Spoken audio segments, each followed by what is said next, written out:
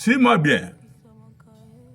En ce jour, je voudrais que tu comprennes qu'il y a plusieurs types de prières. Je vais en citer environ 5, 6 ou 7. Il y a, à ma connaissance, la prière de repentance, où, voilà, on se repent. Il y a 2 types de repentance. Je l'ai enseigné, n'est-ce pas, à mon peuple.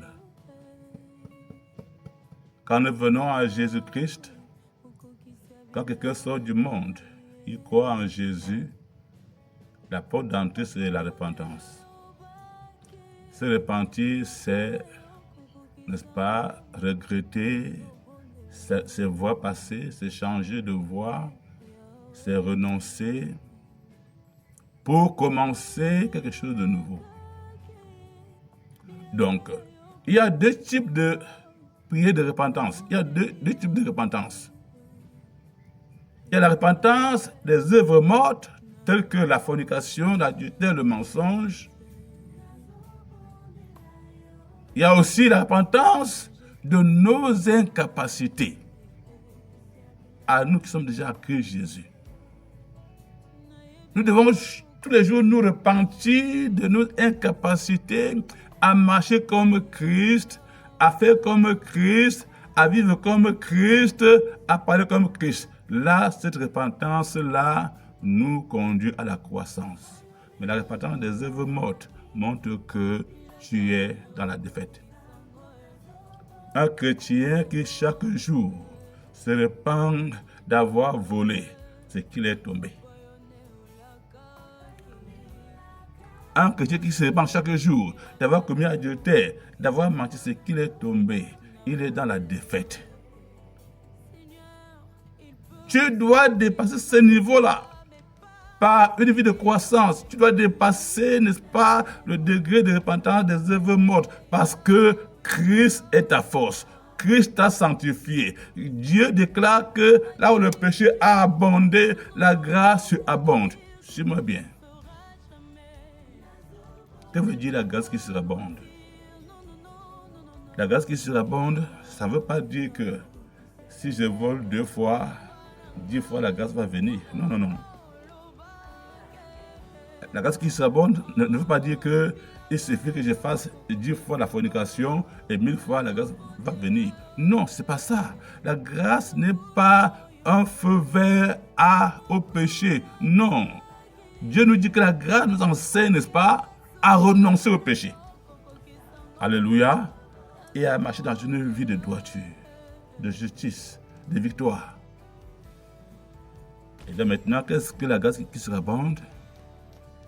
Donc Dieu a dit, il dit que si quelqu'un est en Christ, alléluia, là où le péché a abondé, là où le péché a, pas que là où le péché abonde, il dit là où le péché a, dans le passé.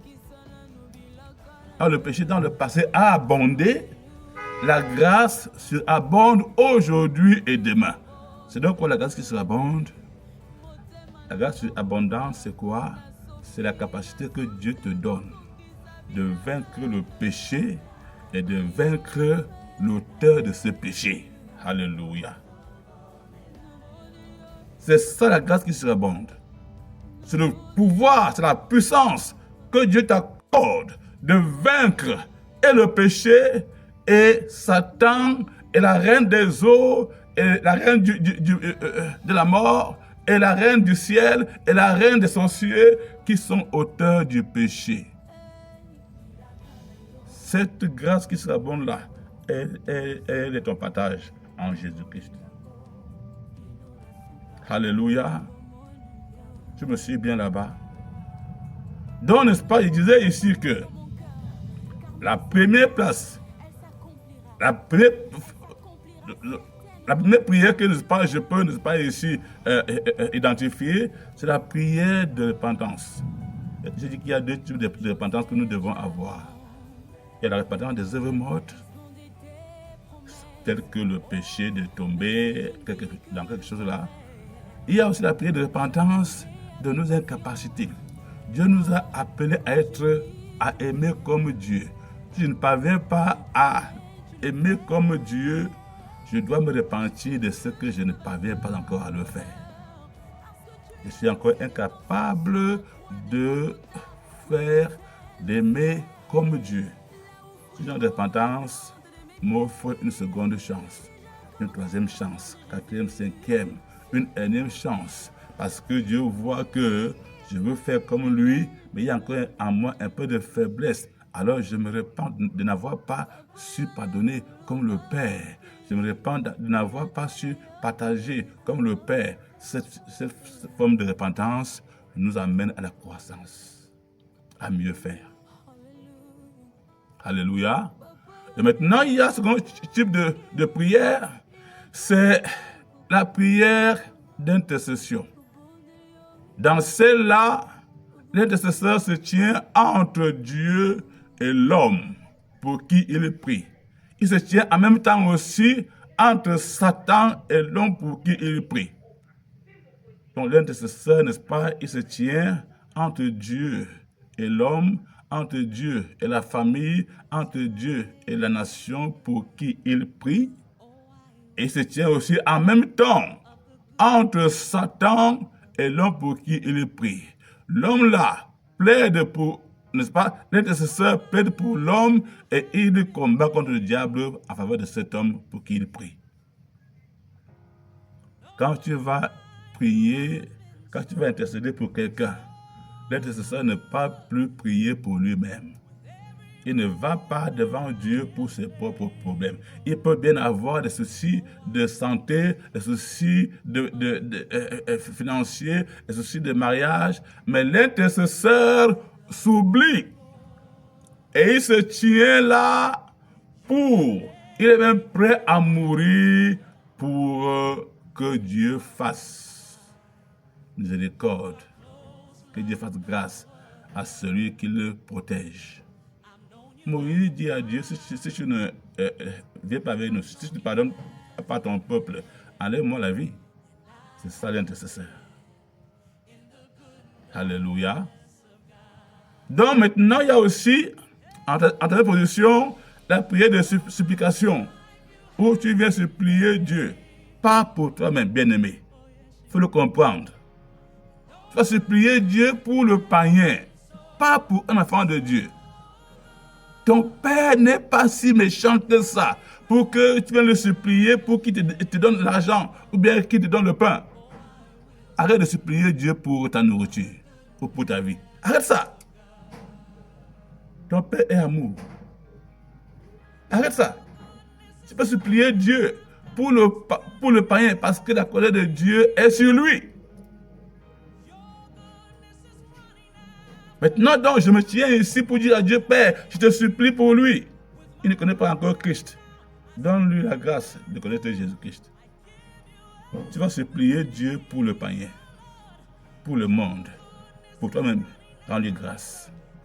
Va avec assurance devant son trône. Appelle-le mon Père. Dis-le, me voici. Je te connais. Oh, my goodness. Où sont les Abraham? Abraham avait dit à Dieu, je te connais. Tu ne peux pas faire périr le juste et le méchant à la fois. Le problème, c'est que les chrétiens ne connaissent pas Dieu. Nous continuons. Il y a aussi, n'est-ce pas, en quatrième position, la prière d'action de grâce, où tu vas dire merci à Dieu. Tu sais que Dieu a déjà fait. C'est cette prière qui doit être celle des fils du royaume. L'Église du temps de la fin doit avoir des nuits de prière pour dire merci à Dieu et proclamer. Nos nuits de prière, nos programmes de prière doivent être une symphonie d'action de grâce, de louange, d'adoration et de proclamation de la parole de Dieu. Laissons un peu nos nuits de prière où on va supplier Dieu là. Oh Dieu, pardonne-nous, aide-nous, secours-nous, guéris-nous. Oh, oui, pardon, c'est bon, il faut demander pardon parce que là, chaque jour nous péchons.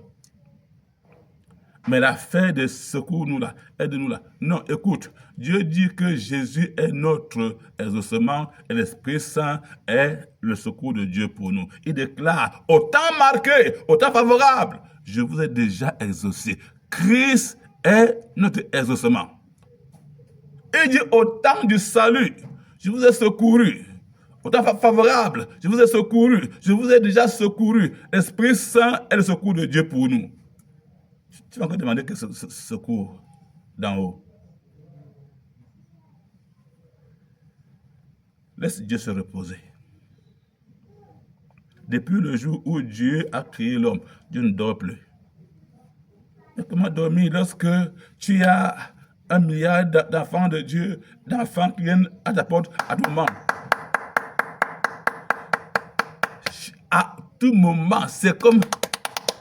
Ce n'est pas le bruit de la batterie et de louange, c'est le rythme de ceux qui viennent frapper à la porte de Dieu pour dire « Seigneur, aide-nous, aide-nous, Seigneur, guéris-nous. » Mais non, laissons Dieu un peu se reposer.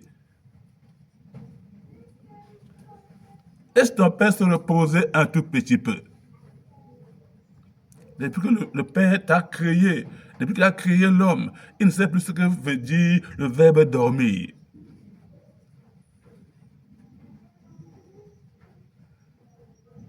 Bro, tu peux un peu laisser le Père dormir un peu. Tu peux un peu laisser, hein, ma soeur? Tu peux un peu laisser Dieu dormir? Laisse Dieu un peu se reposer. Alléluia. Le Seigneur veut se reposer. Maintenant donc, après, n'est-ce pas, la prière d'action de grâce, il y a aussi la prière de foi. Là où nous venons, n'est-ce pas, déclarer, proclamer des bonnes choses pour nous-mêmes, pour notre famille, pour nos enfants, notre ministère, notre travail. C'est la prière de foi. Maintenant, il y a aussi la prière d'autorité, où nous prenons autorité sur la maladie qui est dans notre corps, qui est chez quelqu'un. Au nom de Jésus, maladie sort et part. Au nom de Jésus, démon sort et part. Au nom de Jésus. Ça, c'est la prière d'autorité. Maintenant, l'autre prière, c'est la prière de communion, où tu te retires. Quand tu vas faire la prière de communion, tu n'amènes pas le sujet de prière. Tu vas devant le Père. Tu dis à Dieu, Papa, je viens rester avec toi. Je viens m'asseoir devant ta présence. Je viens contempler ton amour, ta grâce, ta gloire. Je viens m'attendre à toi. C'est cette prière que Jésus a dit que si tu veux, tu pars vers le Père, entre dans ta chambre et assieds-toi là. Ton Père t'attend là-bas. Alléluia. Maintenant, en dernier lieu, je parlerai de la prière importune. Une prière importune, c'est cette prière où tu dis, je te laisserai pas tant que tu ne m'as pas encore exaucé. Maintenant, bien-aimés, nous continuons notre enseignement aujourd'hui. Tu dois comprendre que tu es responsable d'amener sur cette terre le royaume de Dieu. Quand Jésus enseigne la prière à ses disciples, il leur dit, quand vous priez, je vous donne la responsabilité de faire descendre le ciel sur terre. Dites, Père, que ton règne vienne.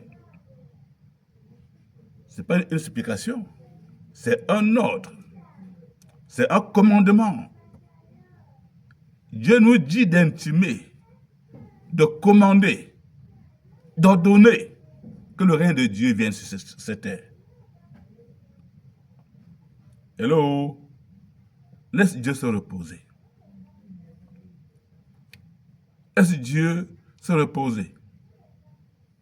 et fais-le toi-même. Nous allons lire dans Ézéchiel, chapitre 37. Amen. Il est écrit ici, la main de l'Éternel fut sur moi, et l'Éternel me transporta en esprit et me déposa dans le milieu d'une vallée remplie d'ossements. Il me fit passer auprès d'eux tout autour. Et voici, ils étaient fort nombreux à la surface de la vallée, et ils étaient complètement secs. Dieu me dit, fils de l'homme, ces eaux pourront-ils revivre? Je répondis, Seigneur éternel, tu le sais. Il me dit, prophétise sur ces eaux et dis-leur, ossements desséchés, écoutez la parole de l'Éternel. Ainsi parle l'Éternel, le Seigneur l'Éternel. À ces eaux, 2 points, voici, je vais faire entrer en vous un esprit et vous vivrez. Je vous donnerai des nerfs, je ferai croître sur vous de la chair, je vous couvrirai de peau, je mettrai en vous un esprit et vous vivrez. Et vous vivrez. Et vous vivrez. Et vous saurez que je suis l'Éternel. Je prophétisais selon l'ordre que j'avais reçu. Et comme je prophétisais, il y eut un bruit. Oh, alléluia. Il y eut un bruit. Il y eut un bruit. Et voici, il se fit un mouvement. Et voici, il se fit un mouvement. Et voici, il se fit un mouvement. Alléluia. Alléluia. Alléluia. Et les eaux s'approchaient les uns des autres. Je regardais et voici, il leur vint des nerfs, la chair crut, croître. La chair a commencé à pousser. C'est pas chair crue, C-R-U-E, comme pour dire cru qui n'est pas cuit, non. C'est pas la chair crue, comme la chair, n'est-ce pas, qui n'est pas cuite. La chair crue avait eu tréma, ça veut dire la chair a commencé à pousser. Amen. La chair crue, et la peau les couvrit par-dessus, mais il n'y avait point en eux d'esprit. Il me dit, prophétise, et parle à l'esprit. Prophétise, fils de l'homme, et dis à l'esprit, ainsi parle le Seigneur l'Éternel. Esprit, viens des 4 vents, souffle sur ces morts, et qu'ils revivent. Je prophétisais selon l'ordre qu'il m'avait donné, et l'esprit entra en eux, et ils reprirent vie. Et ils s'étendent sur leurs pieds. C'était une armée nombreuse, très, très, très nombreuse. Alléluia. Maintenant, Dieu me dit, fils d'homme, ces eaux-là, c'est toute la maison d'Israël. Voici, ils disent, nos eaux sont desséchées.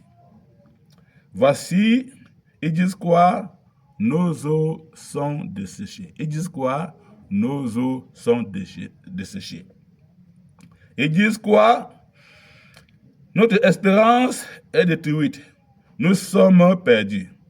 Prophétise donc et dis-leur, ainsi parle le Seigneur l'Éternel. Voici, j'ouvrirai vos sépulcres. Je vous ferai sortir de vos sépulcres, et ô mon peuple, et je vous rassemblerai dans le pays d'Israël. Et vous saurez que je suis l'Éternel, lorsque j'ouvrirai vos sépulcres, et que je vous ferai sortir de vos sépulcres, ô mon peuple. Je mettrai mon esprit en vous, et vous vivrez. Je vous rétablirai dans votre pays, et vous saurez que moi, l'Éternel, j'ai parlé et agi. Dit l'Éternel. Dit l'Éternel.